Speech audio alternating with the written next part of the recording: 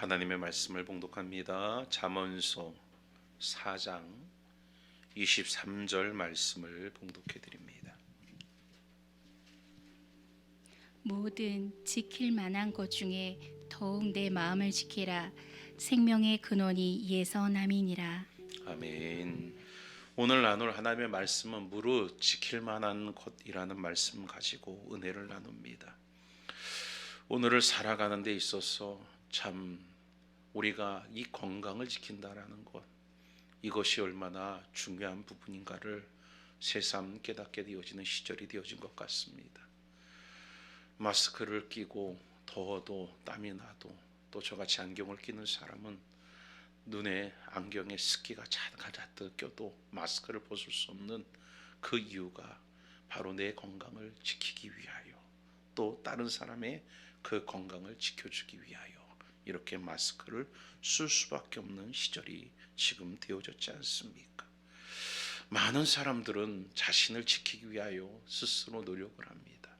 건강을 지키기 위하여 밤늦게 때로 낮은 이른 시간에 운동을 하기도 하고, 또 자기를 지키기 위하여 여러 가지 많은 투자와 때로는 노력을 하며 살아간다라는 겁니다. 그런데 오늘 성경 잠언서는 바로 우리의 건강이나 물질 이런 것들에 대한 이야기가 아니라 우리에게 구원받은 자에게 지킬 만한 것들이 있다라는 겁니다.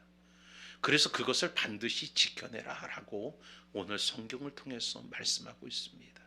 그럼 무엇을 지키느냐? 마음을 지키라 라고 이야기합니다. 지킨다라는 것은 뭐합니까? 보존하고 보호하고 간수하고 간직하라는 겁니다. 우리의 마음을 간직하고 지키고 보수하고 그렇게 간수하라는 겁니다. 그러면 무엇에 대한 마음을 이렇게 지켜내야 된다라고 이야기합니까? 바로 우리의 거룩한 마음, 하나님을 향한 마음, 이런 마음들을 지키고 그것을 여러분 그 가운데 간수해야 된다라는 겁니다. 다시 말해서 생명이 있는 것들은 지켜내고 생명 없는 것에 마음을 뺏겨서는 안 된다라는 겁니다.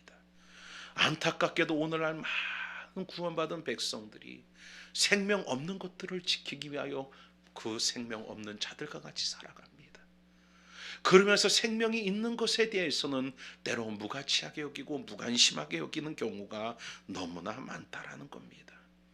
사람의 몸에는 심장이라는 것이 있습니다.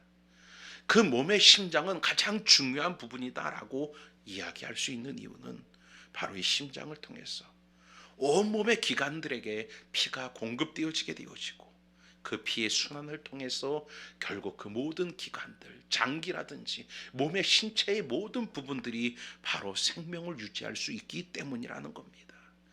영적인 하나님의 사람 또한 마찬가지라는 겁니다. 오늘 이 거룩함, 하나님의 그 생명이 있는 그 생명을 지켜내지 못한다라면 결국 우리는 혈관이 막혀버리는 몸뚱아리와 같이 결국 우리의 삶은 병들어 가게 될 것이고 썩어져 가게 될 것이고 결국 죽어나가게 되어줄 수밖에 없다라는 겁니다. 그러기에 우리의 마음을 지키라는 겁니다. 거기에서 생명의 근원이 난다라는 겁니다. 사단은 결국 여러분 우리의 삶 가운데 지켜야 된다라는 말은 그것을 여러분 빼앗아가고 그것을 병들게 하고 그것을 오염시키려는 것들이 있기 때문에 지켜야 된다라는 겁니다. 우리가 살아가는 데 있어서 우리의 가정 가운데 집의 대문에 열쇠를 답니다. 예전만 해도 저희 어렸을 때만 해도 대문도 없었고 또한 여러분 그 가운데 자물쇠를 잠그고 다니는 일들도 거의 없었습니다. 왜냐? 가져갈 게 없었어요. 들어와서는 오히려 보태주고 가면 가도 여러분 가서 훔쳐갈 것이 별로 없던 가난한 시절을 삽니다. 그러니 지킬 것이 없으니까 그렇게 반의 문을 열어놓기도 하고 때로는 문 없이 때로는 자물쇠 없이 출타기도 하는 그런 세월을 살았습니다. 그런데 사람이 살아가면서 지켜야 될 것들이 너무나 많아지고 있어요. 가전제품이라든지 때로는 기중품이라든지 때로는 현금이라든지 이런 것들이 지켜야 할 것들이 많아질 뿐만 아니라 오늘날 세상이 험악해지다 보니 생명이 위험을 당할 수 있는 일들이 있기 때문에 때로 어찌합니까? 보안의 시스템을 여러분 설정하고 또 그 문을 여러분 그 가운데 걸어 잠그는 그런 여러분 키들을 여러분 만들어내게 되었습니다. 이것이 바로 오늘날의 여러분 모습이 아니겠습니까? 왜요? 무엇인가 들어와 약탈하고 빼앗아갈 수 있기 때문에, 해를 끼칠 수 있기 때문에 지키기 위하여 이런 보안 시스템들을 결국 내 집이나 삶의 그 가운데 만들어 놓는 겁니다. 오늘 지켜야 된다라는 것은 결국 이 모든 것들을 앗아가거나 상하게 할 것들이 있기 때문에 지켜야 된다라고 말합니다. 결국 사단은 우리의 마음을 빼앗아가되 그 중심을 빼앗아가고 노략질하고 병들게 하고 상하게 하여 하나님으로부터 멀어지게 만들고 생명으로부터 멀어지게 만드는 일들을 행하는, 그 일들을 행하기 때문에 결국 성경은 말하기를 우리의 마음을 지키라는 겁니다. 그러면 구체적으로 무엇으로부터 우리의 마음을 지켜야 합니까? 무엇으로부터 우리의 영혼을 지켜내야 합니까? 먼저 첫 번째로는 하나님이 기뻐하지 않는 것들로부터 우리의 마음을 지켜내야 될 줄 믿습니다. 요한일서 5장 21절에 자녀들아 너희의 자신을 지켜 우상을 멀리하라 라고 말합니다. 오늘 우리 자신을 지켜서 우상으로부터 우리를 여러분 지켜내라라고 그 가운데 말씀하고 있다라는 겁니다. 이전에 여러분 우상이란 눈에 보여지는 형상들을 우상이라고 했습니다. 나무를 가져다가 돌을 가져다가 형상을 만들어 놓고 섬기는 것들을 우상이라고 여겼습니다. 그러나 성경 속에서 기록하고 있는 우상은 눈에 보여지는 형상을 가리키는 게 아닙니다. 바로 우리 속에 하나님보다도 더 자리를 차지하고 있는 탐심이나 탐욕이나 때로는 세상의 것들이 바로 우리의 우상이 되어진다라는 겁니다. 사단은 끊임없이 우리 가운데 찾아와 바로 하나님의 아니 세상의 것의 가치를 우리 속에 심어놓고 그것을 우리 가운데 우상을 만들어 그것을 쫓게 만들고 섬기게 만들고 따르게 만드는 겁니다. 그래서 오늘날 이 시대 속에 사단에 여러분 사로잡혀 그 가운데 죽어가는 자들에게는 돈이 우상입니다. 이 세상이 우상입니다. 명예와 권세와 부가 우상이라는 겁니다. 오늘 이러한 가치를 사단이 일으키고 있는데 오늘 바로 여러분 악한 사단은 이것을 믿는 자라도 삼키기 위하여 지금 두루 찾아다니듯이 믿는 자의 속에도 하나님이 아닌 탐심이나 탐욕이나 세상의 가치로 오늘 그 마음속에 바로 우상을 아로새겨 놓고 있다라는 것입니다. 예수 그리스도께서도 광야에 이끌려 금식을 하시고 사단의 시험을 받을 때도 이 사단이 예수 그리스도에게 무엇을 가지고 시험합니까? 먹고 사는 것을 가지고 시험합니다.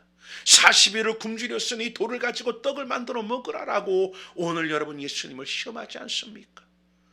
더 나아가 높은 곳에서 떨어져도 하나님의 천사된 너를 수종하여 발의 뒤꿈치까지 상하지 않게 하리라라고 주장하며 또 내게 절하라 천하 만국 보이는 모든 것을 내가 너에게 주겠다라고 말하며 오늘 이러한 헛되고 썩어질 것의 그 가치를 여러분 예수 그리스도에게 심어놓고자 했던 그 모습을 우리는 기억합니다.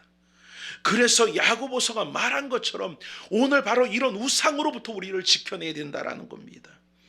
우리가 거듭나기 전에는 우리의 마음이 우리의 심령이 만물보다 거짓되고 심히 부패되어져 있었습니다. 육체의 소욕이 주장하는 대로 육체의 소욕이 이끄는 대로 그렇게 살았습니다. 그것이 옳은 삶인 줄 알았습니다. 그렇게 사는 것이 바른 삶인 줄 알았습니다. 그런데 그런 우리 가운데 하나님의 그 사랑과 은혜를 통해 그리스도가 우리 가운데 오셨고 그 그리스도의 피 흘리심과 죽으심으로 그 죄 가운데 우리를 건져내셔서 무엇을 위해 사는 것이 합당한 삶이고 무엇이 참된 가치인가를 우리에게 깨닫게 하시는 은혜를 허락하여 주셨다라는 것입니다. 그러기에 이제는 우리가 오늘 그리스도께서 이루어 누신 참된 가치와 삶이 무엇인가를 깨닫고 근신하고 정신을 차리고 무엇보다 우리의 마음을 지키기를 위하여 힘쓰는 삶을 살아가야 될 줄 믿습니다. 우리의 마음은 육체에 여러분 지배당하기 쉽습니다. 우리의 여러분 마음은 유혹에 여러분 순종하기 쉽습니다. 그러므로 우리의 마음에 우리의 심령의 길목에 말씀과 성령의 파수꾼을 세워야 된다라는 겁니다. 세우지 아니하면 금세 우리 속에 쳐들어오되 결국 여러분 경관 진을 부수고 들어오는 외적과 같이 우리 안에 여러분 세상의 가치가 여러분 밀려 들어와 우리를 점령해 가고 우리를 여러분 그렇게 잠식해 버려 간다라는 것을 우리는 깨달아야 된다라는 겁니다. 여러분의 심령을 한번 살펴보세요. 혹시 여러분의 견고한 짐, 믿음의 짐들이 무너져서 그 속에 여러분 악한 세상의 것들과 가치와 즐거움과 그러한 세상의 쾌락의 것들이 여러분 속에 지금 들어와 조금씩 여러분을 삼키고 있고 여러분을 잠식해가고 있지 않는가? 나 자신을 여러분 돌아봐야 될 줄 믿습니다. 내 관심이 어디를 향해 있느냐? 내가 어떤 방향을 추구하고 살아가고 있느냐? 오늘 내 마음을 늘 예민하게 살펴봐야 된다는 겁니다. 내 마음을 살펴볼 때 내가 하나님을 향한 관심과 지혜에 대한 진리에 대한 탐구와 또 하나님의 은혜에 대한 추구가 내 마음속에 향하여져 있는지 내 자신을 이 시간 돌아봐야 되는 거예요. 돌아봤는데 내 마음속에는 바로 이런 진리에 대한 탐구나 하나님의 은혜에 대한 갈망이 없는 상태 속에서 오히려 세상의 것들에 대한 관심과 그러한 여러분 추구가 내 마음속에 자리를 잡고 있다라면 내 마음속에 바로 이런 것들이 조금씩 나를 잠식하고 조금씩 내 삶을 점령해가고 있다라는 것을 오늘 내 자신은 깨달아야 된다라는 겁니다. 그래서 오늘 성령님의 도움을 구하며 오늘 여러분 기도하며 말씀을 의지하고 내 안에 밀려 들어오고 있는 세상의 모든 유혹과 풍조를 다시 몰아낼 수 있기를 갈망하는 은혜가 우리 가운데 임하여야 될 줄 믿습니다. 골로새서 3장 2절에도 우리에게 말합니다. 그리스도로 말미암아 구원을 받은 우리에게 말하기를 무엇을 말하느냐? 위의 것을 찾고 아래 것을 여러분 찾지 말라라고 말합니다. 위의 것을 생각하고 땅의 것을 생각하지 말라라고 말합니다. 오늘 우리는 우리의 마음이 점점 둔감해져 가되 하늘의 것에 대하여 위의 것에 대하여 내 마음이 점점 둔감해져 가고 있는지 아니면 하늘의 것에 대하여 위의 것에 대하여 점점 내 마음이 예민해져 가고 있는지 나 자신의 상태를 오늘 내 마음과 중심과 심령을 돌아볼 수 있는 은혜가 주 안에 가운데 있어야 될 줄 믿습니다. 신명기 4장 9절에 말씀하기를 오직 너는 스스로 삼가라. 내 마음을 힘써 지키라. 두렵건대 내가 그 목도한 일을 잊어버릴까 하노라. 두렵건대 내 생존하는 날 동안에 그 일들이 내 마음에서 떠날까 하노라 라고 기록하고 있습니다. 우리 속에서 여러분 하나님의 은혜가 하나님을 향한 갈망이 하나님에 대한 소망이 그 은혜에 대한 추구가 그 감동이 내게서 떠나갈까 봐 두려워하는 마음을 가져야 된다는 거예요. 건강이 사라질까 봐 그것을 지키려고 두려워하는 마음으로 행하는 삶을 사는 것이 아니라 물질을 잃어버리고 뺏기고 그것이 사라질까 봐 직장이 사라질까 봐 두려워하고 그것을 지키기 위해 살아가는 삶이 아니라 무엇보다 하나님을 향한 그 거룩한 마음들이 내게서부터 떠나갈까 봐 오늘 그것을 두려워하는 마음을 갖고 우리의 마음을 지킬 수 있는 자들이 되어져야 된다는 것입니다. 그래서 우리는 하나님이 기뻐하지 않는 것들에 대하여 거부할 수 있도록 그것을 여러분 그 가운데 외면할 수 있도록 몸부림을 쳐야 되는 겁니다. 내 힘으로는 그러한 밀려오는 세상의 것들 유혹들을 이겨낼 수 없기 때문에 하나님의 도움을 구하며 십자가의 은혜를 구하며 오늘 하나님 안에서 내가 몸부림치며 내 마음과 중심을 지켜내기 위하여 힘쓸 때에 결국 이러한 것들이 하나님께 영광이 되어지고 오늘 구원받은 자의 삶이 하나님 앞에 복되게 되어줄 줄 믿으시기를 바랍니다. 두 번째로는 하나님의 말씀을 붙잡기 위하여 힘쓰는 삶을 살아야 된다는 겁니다. 많은 사람들이 하나님의 말씀을 듣지요. 하나님의 구원받은 백성들이 하나님의 말씀을 듣습니다. 그런데 대부분의 많은 사람들이 말씀을 듣지만 그 말씀은 귀에 들려지는 말씀이요 단지 수긍되어지는 말씀이지 마음속에 깊이 자리를 잡는 말씀이 되어지지 못하는 경우가 많이 있다라는 것입니다.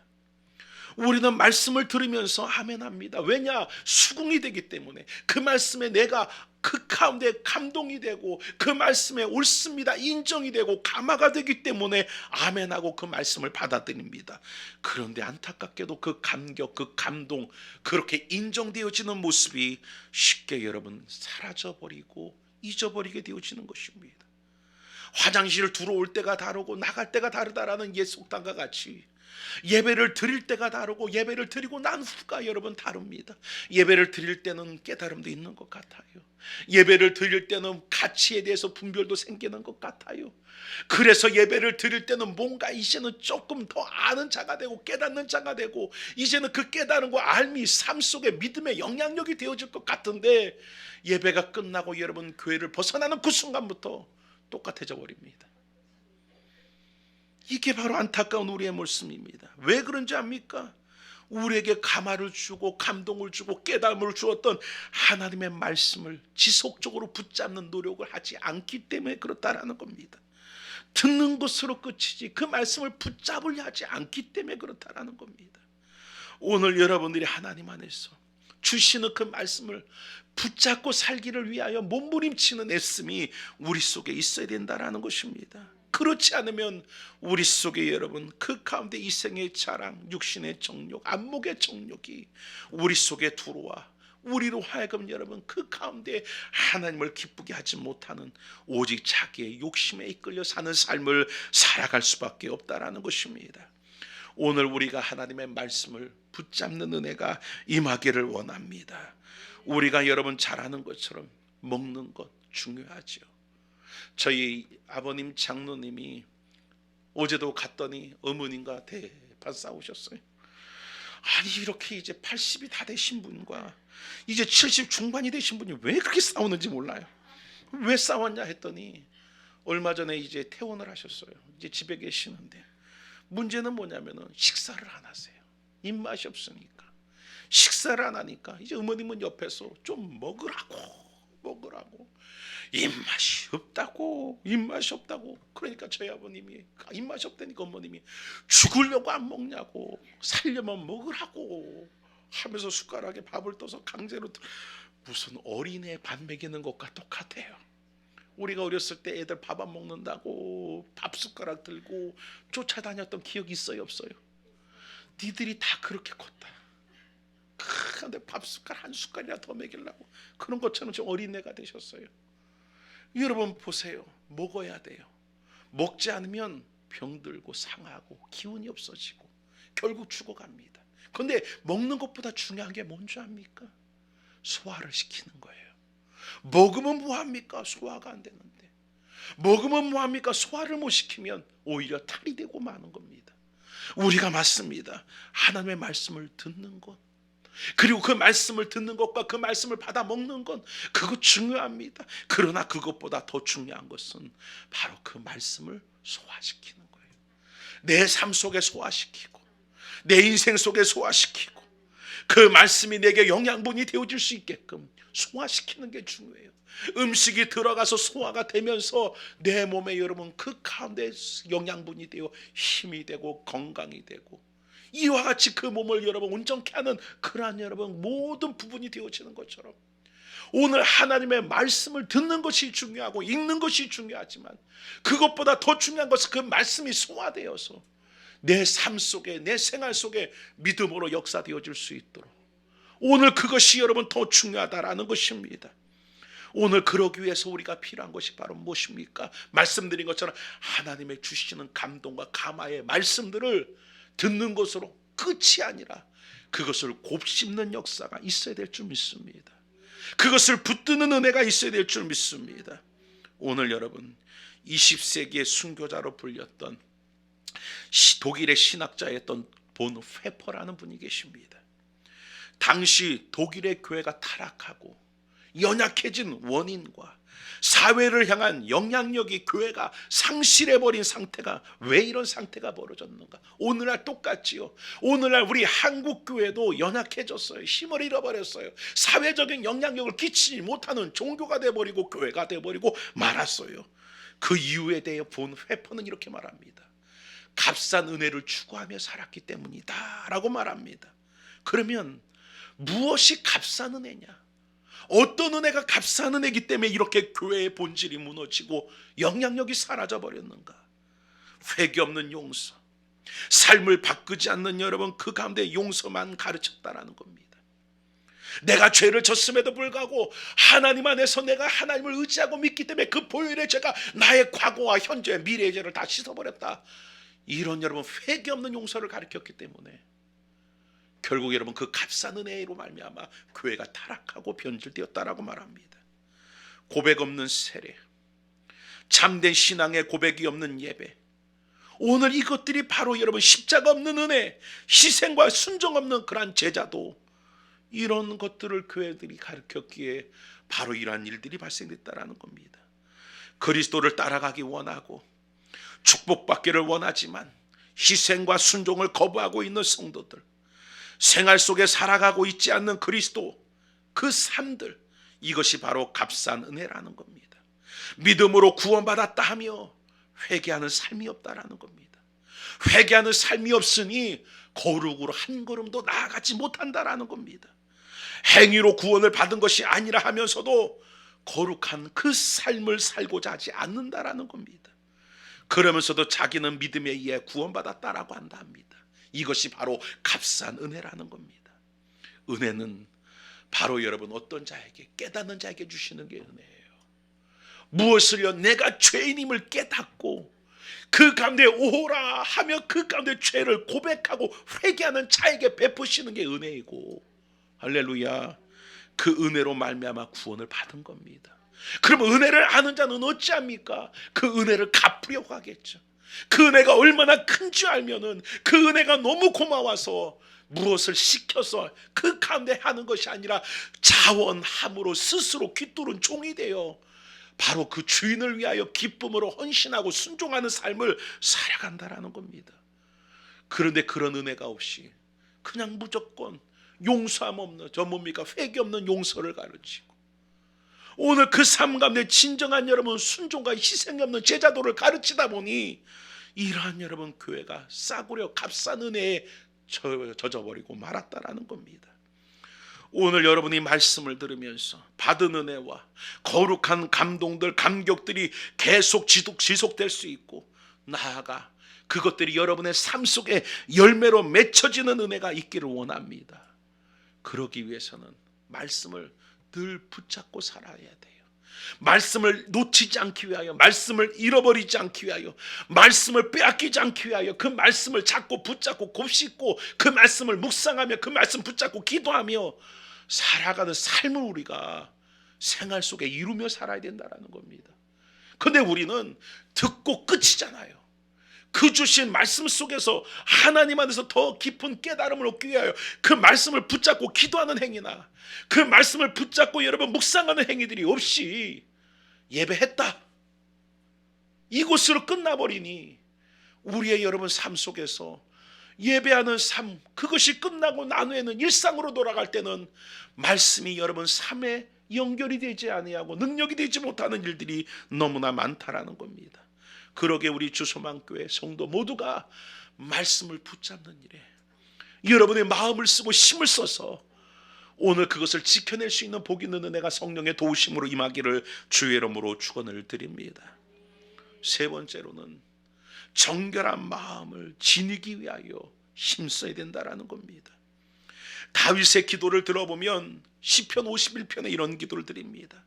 주의 얼굴을 내 죄에서 돌이키시고 내 모든 죄악을 도말하소서. 하나님이여, 내 속에 정한 마음을 창조하시고 내 안에 정직한 영을 새롭게 하옵소서.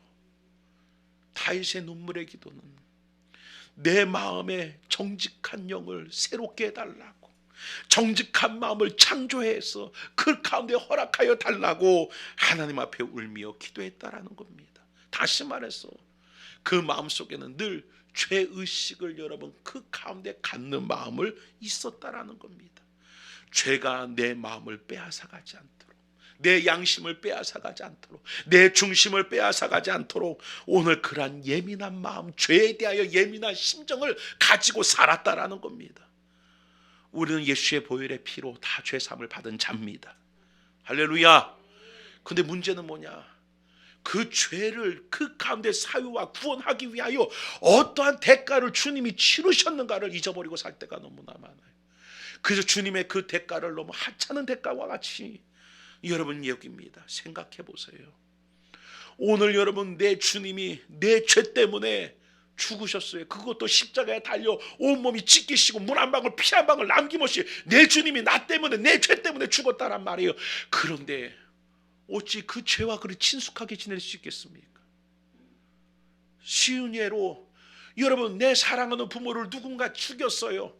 내 사랑하는 자식을 누군가 죽였어요. 내 사랑하는 자를 누군가 죽였어요. 그 죽은 자 어찌 그렇게 쉽게 여러분 절친으로 지낼 수 있겠냐고요.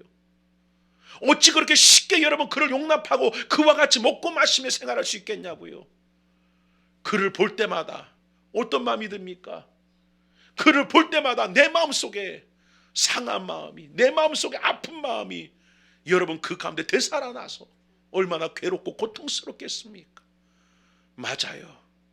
예수 그리스도로 말미암아 그 죄인을 용서할 수는 있어도 그 마음속에 있는 그 아픔과 고통과 상처는 사라지지 않습니까?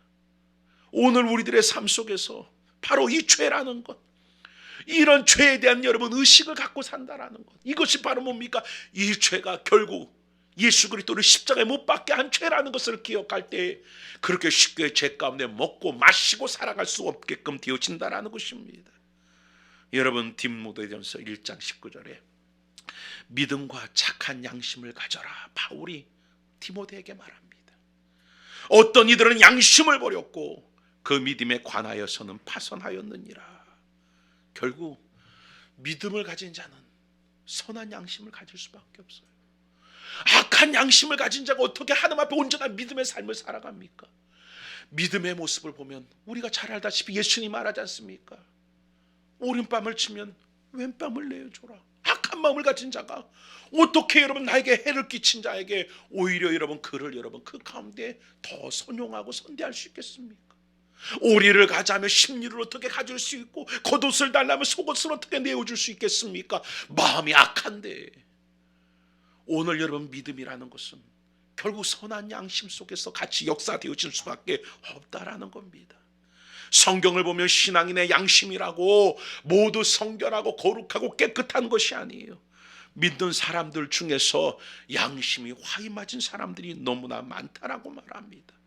그래서 바울은 디모데에게 말하는 거예요. 그 가운데 거짓없는 믿음을 갖기 위하여 착한 양심을 가져라.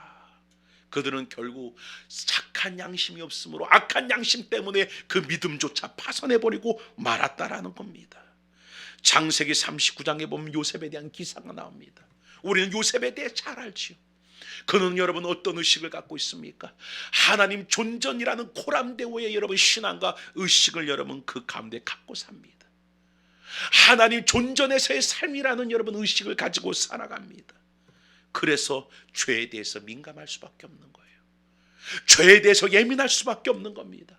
보디발의 아내가 식솔들을 다 내보내고 종들을 내보내고 요셉 한 사람만 남깁니다. 그러면서 요셉에게 말하기를 뭐라 말합니까? 오늘 너와 내가 동침하자. 오늘 이 자리에는 너와 나밖에 없다라고 말합니다. 그때 요셉이 말하지요. 뭐라 말합니까? 왜 너와 나뿐이냐? 오늘 이 자리에는 하나님이 계시는도다 하며 그것을 뿌리치고 도망쳐 나가게 됩니다. 결국 요셉은 항상 여러분 하나님을 의식하고 사니까 항상 그 하나님을 의식하는 그 의식하는 삶 속에 죄에 대하여 예민할 수밖에 없는 거예요. 악한 행실과 악한 마음에 대하여 예민할 수밖에 없는 거예요. 왜냐? 아이들이 부모가 쳐다보고 있으면 여러분 죄를 짓지 않아요. 아이들이 부모가 쳐다보고 있으면 엉뚱한 짓 하지 않아요. 그런데 애들이 부모가 없는 눈이 그 가운데 닿지 않는 곳에서 엉뚱한 짓을 하는 거예요. 그렇지요. 자식들 중에서 여러분 아이들이 여러분 나쁜 짓을 해요. 나쁜 짓이 있는데 부모 앞에서 나쁜 짓 합니까? 아니죠. 밖에 나가서 나쁜 짓 하고 돌아오는 거예요. 왜요? 부모의 눈이 닿지 않으니까. 마찬가지입니다. 그 아이들 속에는 무슨 의식이에요? 여기에 부모가 없다, 나를 보는 사람이 없다, 너와 나 우리 친구들밖에 없다 하니까 나쁜 짓들 하는 거죠. 맞아요. 오늘 여러분 우리들의 삶 속에서 바로 하나님이 나와 함께 계시고 불꽃 같은 눈으로 나를 감찰하고 계시는 하나님이라는 의식의 구조를 내 신앙 속에 갖고 산다라면 어찌 그리 여러분 쉽게 우리의 마음과 죄악된 삶을 추구하고 여러분 살아갈 수 있겠습니까? 오늘 그러므로 거꾸로 우리가 그것을 의식하게 될 때 바로 정결한 마음, 거룩한 마음, 진실된 마음, 이 마음을 갖기 위하여 여러분 그 가운데 힘쓰는 자가 되게 되어줄 줄 믿습니다. 옛사람은, 오늘 우리 가운데 죄의 사람은 우리 속에 여러분 탐욕의 마음, 정욕의 마음, 이생의 자랑의 마음들을 여러분 품도록 갖도록 자꾸 만들어서 하와처럼 여러분 세상의 헛된 것들이 보암직도 하고 탐스럽게 여러분 그 가운데 여기게끔 만드는 거예요. 그래서 세상의 것에 여러분 즐거움에 취하게 만들고 그 즐거움에 빠지게 만들어서 하나님의 것에 대해서는 관심도 없고 무관심하게 만들며, 더 나아가서 그 마음속에 하나님을 인식하고 의식하는 마음조차 상실해버리게 만들어서 결국 그 마음의 정결함을 잃어버리고, 결국 그 정결한 마음을 잃어버린 그 마음이 하나님 안에 더 나아가서 믿음을 저버리게끔 만드는 일들로 나타나게 되어줄 수밖에 없다라는 겁니다. 윤리적으로 정결한 마음을 가지라는 것이 아니에요. 도덕적으로 정결한 마음을 가지라는 것이 아닙니다. 여기서 말하는 것은 그 마음이 정결하다라는 것은 하나님에 대해서예요. 오늘 하나님이 여러분 우리 가운데 주시는 그러한 진리에 대해서라는 겁니다. 오늘 그러한 마음 속에 여러분들이 바로 진실되기를 원합니다. 그래서 다윗은 그 마음을 하나님 안에서 허락받기 위하여 정직한 마음을 내 마음에 창조하시고 정결한 영을 내게 허락하여 달라고 눈물로 기도한 줄 믿습니다. 오늘 여러분의 마음속에 지켜야 될 것이 하나님이 주신 이 정결한 마음들, 하나님이 주신 이 거룩한 마음들을 지켜낼 수 있는 은혜가 여러분 가운데 임하여지기를 원하며, 혹 그 마음이 잃어버리거나 빼앗겼다라면 다시 되찾기를 위하여 하나님 안에 간구할 수 있는 은혜가 임하여야 될 줄 믿습니다. 마지막 네 번째로는 참된 회개를 하며 십자가를 여러분 붙잡고 그 십자가를 잃어버리지 말아야 됩니다. 우리 자신의 부패함, 우리 마음의 여러분 타락함, 때로 그것에 깜짝깜짝 놀랄 때가 많지요. 야, 내 속에 이런 더러운 것들이 내 속에서 나를 주장하고 있구나 하며 그것 때문에 내 마음이 아프고 탄식이 여러분 나올 때가 있습니다. 순간적으로 혈기를 부리거나 순간적으로 여러분 그 가운데 죄의 여러분 그 습관을 쫓아 행할 때에 결국 내 스스로 마음이 아프고 죄책감에 시달리고 영적인 침체를 경험할 때가 많습니다. 그러나 중요한 것은 거기에 빠지지 말아야 합니다. 오늘 그러한 고통 속에서 우리를 건져내기 위하여 주님이 십자가의 그 대속의 은혜를 베푸셨다라는 것을 기억하고 우리는 그 순간에 다시 십자가를 붙잡아야 되는 겁니다.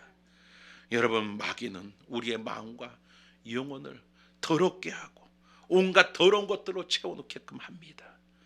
예전에 저희 친구 집에 도둑이 들었어요. 그 도둑 든 집을 가봤더니 이야, 과간이더라고요. 왜 과간이냐? 장롱의 옷들이 다 뒤집어져 있어요. 서랍의 서랍장들이 다 뒤집어져 있어요. 그리고 온갖 물건들이 다 쏟아져 있어요. 왜 그랬겠습니까? 그 속에 기중품이 있나 해서. 일일이 찾으면 시간이 걸리니까. 강도는요, 여러분 도둑은 어떻게 합니까? 순간 치고 빠져야 돼요. 길면 걸립니다. 그러니까 순간 치고 빠지기 위해서 어떡하냐? 장롱의 서랍을 빼서 뒤집어 엎는 거예요. 제가 여러분에게 교육시키는 거 아닙니다. 네, 그렇다는 거예요. 그러니 집에 갔더니 완전 난장판이 되어 있죠. 맞아요. 악한 사단은 우리 속에 들어와 바로 이런 역사를 일으키는 겁니다. 정리되어 있고 정돈되어 있던 그 삶의 그 모습들이 이와 같이 뒤죽박죽 혼돈과 흑암이 가득한 모습처럼, 질서와 그런 온전한 모습을 잃어버린 자의 모습처럼 우리를 타락시켜버리는 거예요. 바로 장세기의 말씀 속에 혼돈이 가득하고 흑암이 가득한 그곳에 하나님의 빛이 임하여지고 하나님의 말씀이 임하여지는 그 순간부터 질서의 세계가 이루어집니다.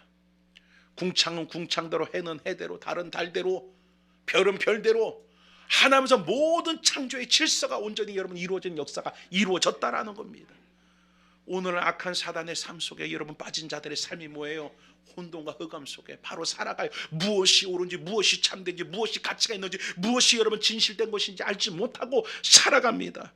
그런 우리들 가운데 여러분 예수 그리스도께서 빛으로 오셨고 우리의 혼돈을 몰아내셨어요. 우리의 흑암을 몰아내셨어요. 그런데 안타깝게도 그리스도께서 우리 가운데 허락하신 그 창조의 역사 가운데 무엇이 우선이고 무엇이 진리고 무엇이 참된 것인가를 깨닫게 하셨는데 사단이 다시 우리 속에 여러분 역사하여 그것을 다시 혼돈으로 뒤집어 놓는 거예요. 가치를 뒤집어 놓고 추구하는 그런 여러분 그 삶의 목적을 뒤집어 놓고 있다라는 것입니다. 오늘 여러분 우리들의 삶 속에서 그러므로 중요한 것이 사단이 내 심령과 마음 속에 들어와 이렇게 뒤집어 놓지 못하도록 우리의 마음과 중심을 지켜야 되는 거예요. 그러면 여러분 중요한 것이 뭡니까? 오늘 여러분 도둑은 초청받아 오는 게 아니에요. 도둑에게 초청장을 보내서 오늘 우리 집에 들어오셔서 우리 집에 있는 거 가져가십시오, 이러면 하는 거 아닙니다. 도둑은 갑작스럽게 오는 겁니다. 그러면 우리는 도둑을 막기 위해 무엇합니까? 문을 잠가야 되는 것이요. 오늘 여러분 그 모든 것 가운데 문단속을 해야 된다라는 것입니다. 문단속을 하지 않아서 도둑이 들어온 거, 그거는 내 책임인 거예요. 문을 잠가야 될 사람이 잠그지 않고 나갔어요. 도둑이 들어왔어요. 내 책임인 거죠. 가스를 잠가야 되는데 가스를 잠그지 않아서 불이 났어요. 내 책임인 거예요. 마찬가지입니다. 사단은 여러분 어차피 여러분 약탈하고 사단은 우리를 해짓기 위하여 그렇게 살아가는 존재예요. 심판의 때까지 그렇게 살아갑니다. 그러면 오늘 여러분 사단을 탓하지 마세요. 우리가 해야 할 부분이 있다는 거예요. 우리의 마음을 지켜야 되는 겁니다. 우리의 중심을 지켜야 되는 겁니다. 그것은 우리가 해야 될 일이라는 것입니다. 야고보서 4장 8절에 죄인들아 손을 깨끗이 하라, 두 마음을 품은 자들아 마음을 성결하게 하라 라고 말합니다. 오늘 여러분 우리에게는 바로 두 가지의 마음이 존재합니다. 하나는 하나님을 위한 마음이고 또 하나는 자기를 우상화 만들어 자기를 위한 마음을 여러분 그 가운데 존재한다라는 겁니다. 하나는 거룩한 마음이고 하나는 거룩지 못한 것을 여러분 추구하는 마음이라는 겁니다.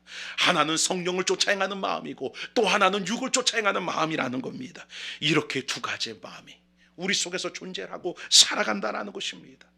그런데 바로 이런 육적인 이런 여러분 성령의 소욕이 아닌 육체의 소욕을 따라 행하면 결국 우리는 무엇에 빠집니까? 거룩에서부터 멀어지고 죄 가운데 갈 수밖에 없다라는 것입니다.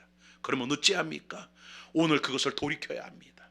오늘 그것을 여러분 돌이켜야 합니다. 어떻게 돌이켜야 합니까? 반성이요? 아니에요. 진정한 회개가 이루어져야 되는 겁니다. 그 회개는 어떻게 이루어집니까? 주의 십자가를 붙잡는 데서 이루어지는 것입니다. 내가 죄를 이길 수 없는 죄인임을, 죄가 왕노릇하며 그의 수하에 복종할 수밖에 없는 자임을 공감하며 그 죄 가운데 건지신 주의 십자가를 바라보고 그 십자가를 의지하고 붙잡을 때에 바로 참된 회개 속에서 십자가가 능력이 되어 그를 여러분 그 모든 죄 가운데 건져내는 은혜가 임하게 되어주는 줄 믿습니다. 단순한 후회나 가책이 아닙니다. 진정한 회개는 돌이킴이라는 겁니다. 돌이키는 것은 무엇을요? 완전한 깨달음이 올 때 돌이켜지는 겁니다. 분명히 여러분 아이들이 잘못을 누구를 갖다 꼬집는 아이가 있어요. 핥히는 아이가 있어요. 그 아이가 어떨 때 여러분 그 핥히고 꼬집고 때리는 짓을 그만두는 줄 압니까? 우리 교회도 유아를 가르치는 여러분 선생님들이 여러 계실 거예요. 선생님이 안 보는 사이에 확 합니다. 그런데 그것이 어느 순간에 벗어지느냐? 얘가 그것을 깨달을 때 돌이키는 거예요. 어떻게 해요? 아, 이렇게 하면 안 되는구나, 이렇게 하면 잘못된 것이구나 라는 것을 본인이 완벽하게 느낄 때 그 아이가 그 습관을 버리는 것이지, 내가 남을 꼬집고 해치는 것이 그 가운데 큰 잘못이 아니다, 이것을 깨닫지 못하면 계속 그 행동이 나타날 수밖에 없다는 겁니다.